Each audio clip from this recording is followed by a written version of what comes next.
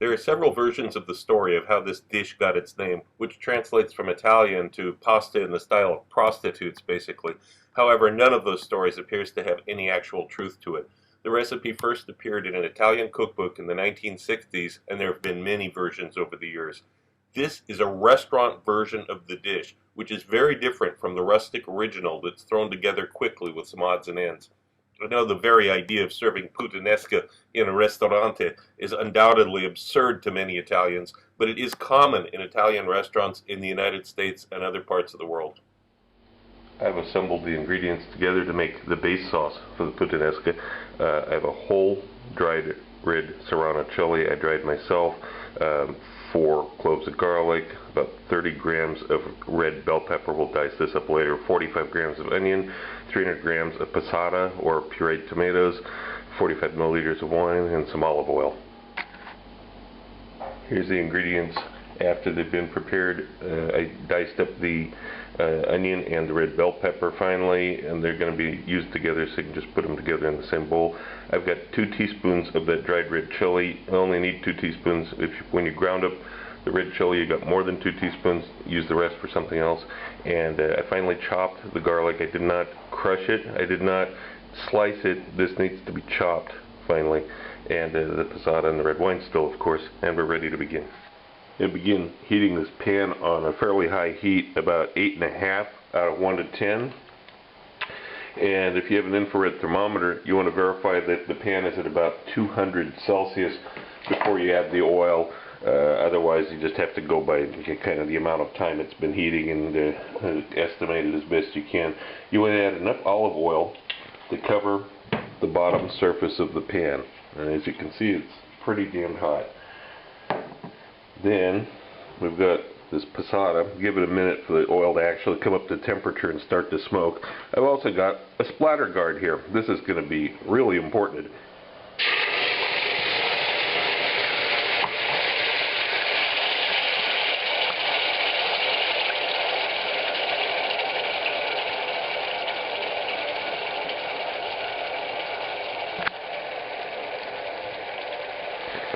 Okay, now that the splattering has subsided, we have the crushed red pepper. This is going in next. This is a different procedure than it is for the regular tomato sauce, but this part's the same. We're just going to let this cook away and not stir it.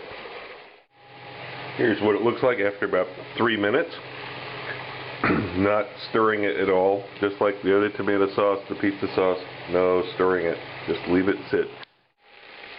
Now, after about 4.5 minutes, it starts to get to be quite dry on the surface.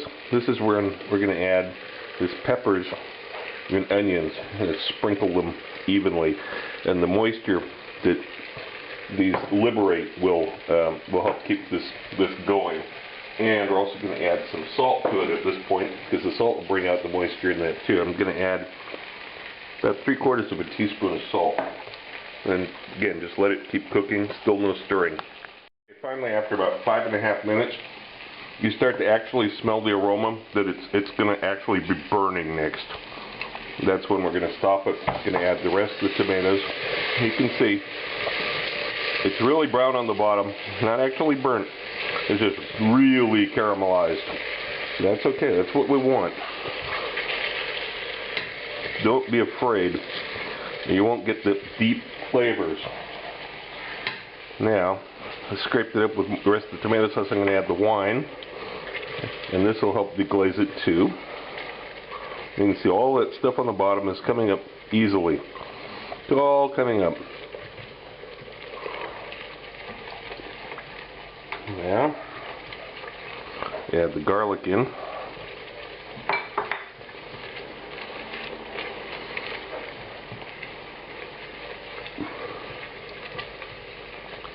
Now I'm going to turn the heat way down from 8. It's been on 8 all this time. I'm going to turn it down to 5.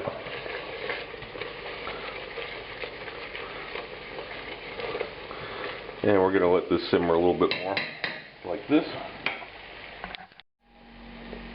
Okay, now it's been about 10 minutes from the time that I added those tomatoes. First added the tomatoes to the hot olive oil.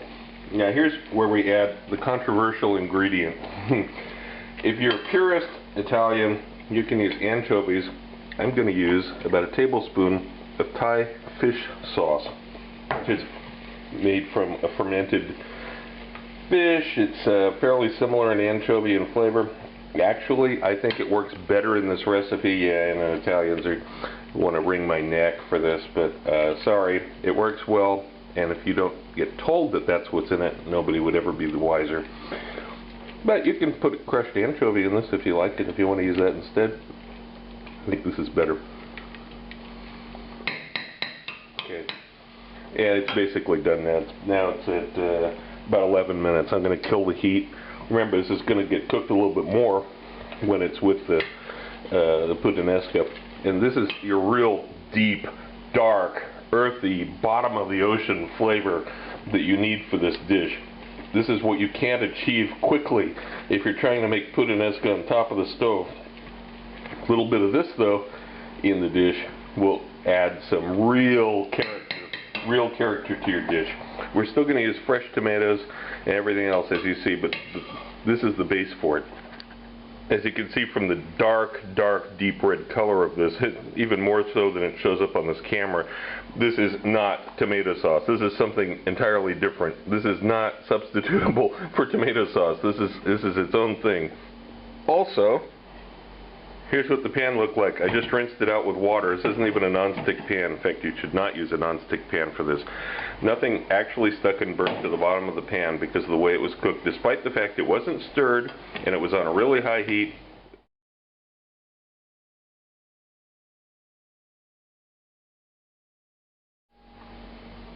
I have the ingredients assembled for the puttanesca. I've got some fresh basil leaves, olive oil, red pepper flakes, 16 black olives. Kalamata are nice. You don't have to use those. I've got about 30 grams, about an ounce of that chicken liver that was prepared according to the other video of mine. You don't have to use this. It's a funny thing. It's like I associate puttanesca. It has to have good chicken liver in it, even though a lot of people don't put it in. It's not in most recipes, but it works really well. This is the sauce that base sauce that we made earlier. I'm going to use about half of that for 2 portions. A couple cloves of garlic. Now, I could slice this up.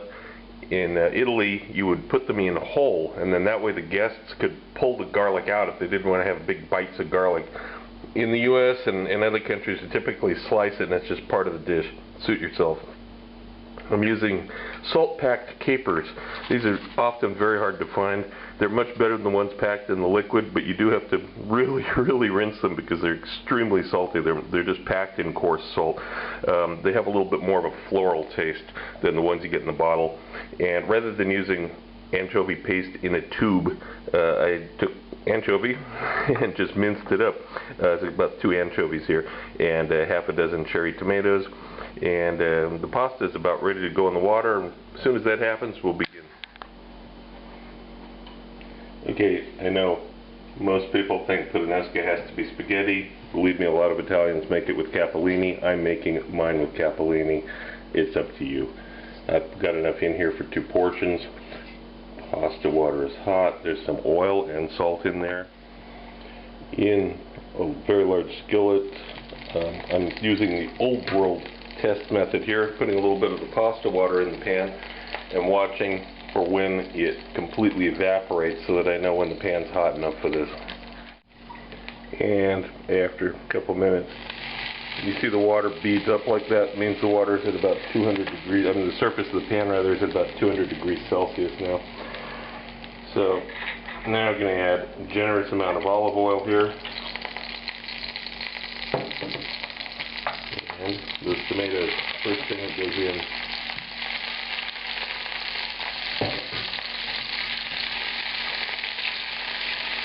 These need to get cooked well and broken down at a high temperature.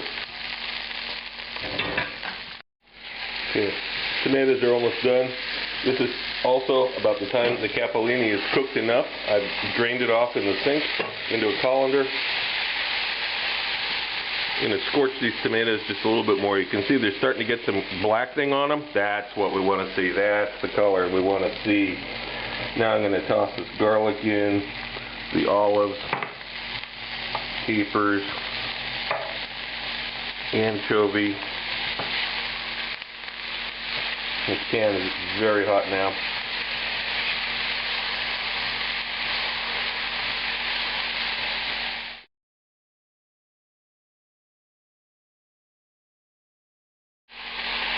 The base sauce.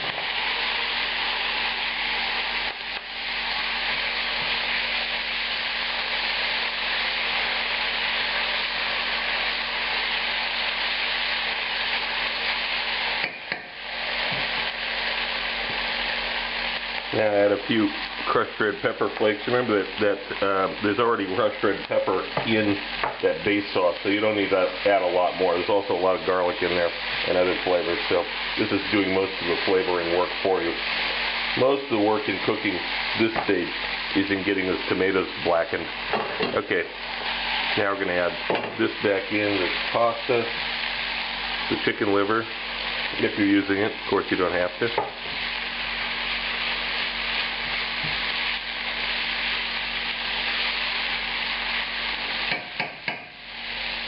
I'm going to begin carrying a few leaves of basil, and it's almost finished. It's almost ready for service now. A few fresh basil leaves in here.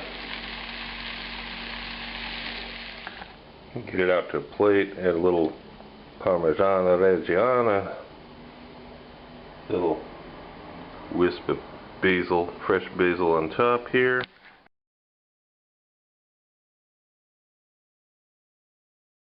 If you want to know more about my adventures as a chef around the world and have some great laughs along the way, be sure to check out the video tour of my book, 40 Years in One Night. It's up on YouTube right now. Click the link.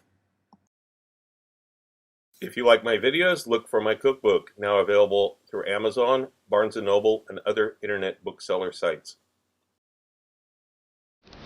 Also look for my cocktail book, Cocktails of the South Pacific and Beyond, Advanced Mixology, available through Amazon online.